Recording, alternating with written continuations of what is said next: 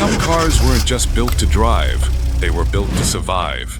These machines could take abuse, outlast generations, and in some cases, even outlive the companies that made them. Forget about fragile modern tech and plastic panels. The cars on this list were forged like rolling fortresses. And today, we're counting down the most legendary tank-built classics that refuse to die. The Volvo 240, 1974-1993. The Volvo 240 didn't just earn the nickname the Brick because of its boxy shape. It earned it because this car was practically indestructible. Built from thick Swedish steel, it became famous for being one of the safest and most durable cars of its time. Owners still brag about clocking 400,000 or even 500,000 miles without the car giving up. And you can still spot these things running daily in parts of the world where newer cars have long been scrapped. But the 240's secret wasn't just its toughness, it was its simplicity. The engines were straightforward, the mechanics easy to repair, and when something did break, you didn't need a computer to figure it out. Sure, rust could eat away at the body in certain climates, and electrical parts have gotten expensive over time, but the fact that so many are still alive today says everything. And if you think the Volvo 240 was overbuilt, wait until you see what Mercedes did with their legendary car that some owners claim could outlive its driver. Mercedes W123, 1976 to 1985. If the Volvo 240 was a brick, the Mercedes-Benz W123 was a fortress on wheels. Launched in the mid-70s, it quickly built a reputation as the car that simply refused to die. Taxi drivers in Africa, the Middle East, and Europe still run these cars with odometers showing 500,000 miles or more, and they're not exaggerating. Many of them are still on the road today, proving that Mercedes engineering in that era was on another level. The secret weapon? The legendary OM 617 diesel engine. It wasn't fast. In fact, it was painfully slow, but it was nearly unkillable. Mechanics would joke that if you kept fuel in it, the W123 would keep running forever. Combine that with an overbuilt chassis and high-quality materials, and you had a car that could handle punishing conditions year after year. Sure, parts can be harder to track down now, and the diesels won't win any drag races, but the W123 remains one of the most overbuilt, tank-like sedans in history. And if you think that's impressive, just wait until you see the Toyota Land Cruiser, a machine that became the ultimate survival vehicle in some of the harshest places on Earth. Toyota Land Cruiser Classic, 60s, 80s, 70 series. While the Volvo and Mercedes proved themselves on paved roads, the Toyota Land Cruiser built its legend far away from the highways. This was the truck you found in deserts, jungles, mountains, and even war zones, places where breaking down simply wasn't an option. From the classic 60 series to the still-produced 70 series, the Land Cruiser became the go-to vehicle for explorers, aid organizations, and even militaries that needed something they could absolutely trust. What made it so unstoppable? A ladder frame chassis built like a bridge, simple but reliable engines, and suspension tough enough to handle anything from rocky trails to endless sand dunes. Owners often say that driving anything other than a Land Cruiser in extreme conditions feels like a downgrade. That's how much respect it earned. Of course, fuel economy was terrible, and luxury was almost non-existent. But that wasn't the point. The Land Cruiser wasn't built to pamper you. It was built to get you home alive, no matter where you went. And while Toyota dominated the wilderness, America was quietly building its own tank, not for off-road, but for the streets and city grind. Ford Crown Victoria, 1980s to 2000s.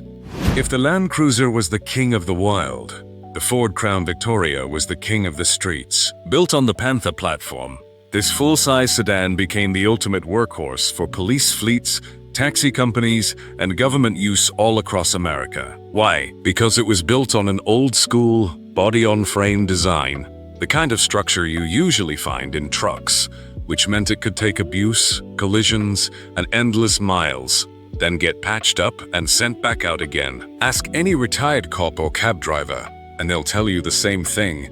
These cars were nearly impossible to kill. The V8 engine was once the most powerful, but it was durable, and the transmission could handle years of hard driving. Crown Vikes racked up hundreds of thousands of miles controlling city streets or hauling passengers 24/7, and many of them are still running today with minimal upkeep. The downsides? They were heavy, thirsty, and about as nimble as a barge. But that didn't matter. When you needed a car that could take punishment day after day, the Crown Vike delivered. And while Ford's tank ruled the streets, Germany was already working on something even more extreme. A luxury sedan so overbuilt, it blurred the line between limousine and armored vehicle. Mercedes-Benz W123 415 SEL 6.9, 1973 to 1980. When Mercedes rolled out the W116 S-Class in the 1970s, it didn't just want to build a luxury car, it wanted to build the most advanced sedan in the world. And the crown jewel of that lineup was the 450 SEL 6.9, a car so over-engineered that even today enthusiasts call it a tank in a tuxedo. Under the hood sat a monstrous 6.9-liter V8, one of the biggest engines Mercedes ever stuffed into a sedan. It delivered effortless power, but what really set this machine apart was its build quality. The suspension was hydraulic and self-leveling. The chassis was reinforced, and every inch of the car was designed with durability and safety in mind. Owners still talk about how solid the doors felt, like closing the hatch on a bank vault. Of course, this kind of engineering didn't come cheap. The 6.9 drank fuel like a jet, weighed as much as a small battleship, and repairs could drain your bank account fast. But even with all that, it became a legend, proof that Mercedes could build a car as tough as it was luxurious. But while Mercedes focused on blending power with comfort, Ford was busy creating a smaller, simpler beast, a rugged little off-roader that could take on the wilderness without breaking a sweat. Early Ford Bronco 1966 to 1977. Long before the Bronco became a modern status symbol, the original models from the late 60s and 70s built a reputation as unbreakable off-road warriors. The first-generation Bronco wasn't flashy, it wasn't luxurious, and it definitely wasn't smooth on the road. But that wasn't the point. It was built to handle abuse in the wild. With its rigid axles, simple frame, and engines that could be fixed with basic tools, the Bronco quickly became a favorite for ranchers, off-roaders, and adventurers who needed something reliable in places where help was not coming. Now, people loved it because it could take hits, bounce back, and keep rolling. You didn't buy a Bronco for comfort. You bought one because it wouldn't quit on you. Sure, it rattled, it roared, and parts can be tough to find today, but that only adds to its cult following. The early Bronco was the kind of vehicle you didn't just drive, you trusted it. And while it thrived off-road, back on the city streets, another American brand was quietly building a massive sedan that was every bit as tank-like. Buick Roadmaster, 1991 to 1996. By the 1990s, most car makers were moving towards smaller, lighter, and more efficient designs. But Buick wasn't ready to give up on the old-school American tank just yet. Enter the Roadmaster, a full-size body-on-frame sedan that felt like the last stand of the classic Detroit cruiser. The Roadmaster was huge, heavy, and unapologetically built for comfort and toughness. Underneath, it shared the same rugged bones as GM's big wagons, and even some trucks, which meant it could take abuse most sedans of its time could dream of handling. Enthusiasts today call it one of the final true American sedans, the kind you could pile a family into, drive across the country, and still feel like you were gliding on a steel battleship.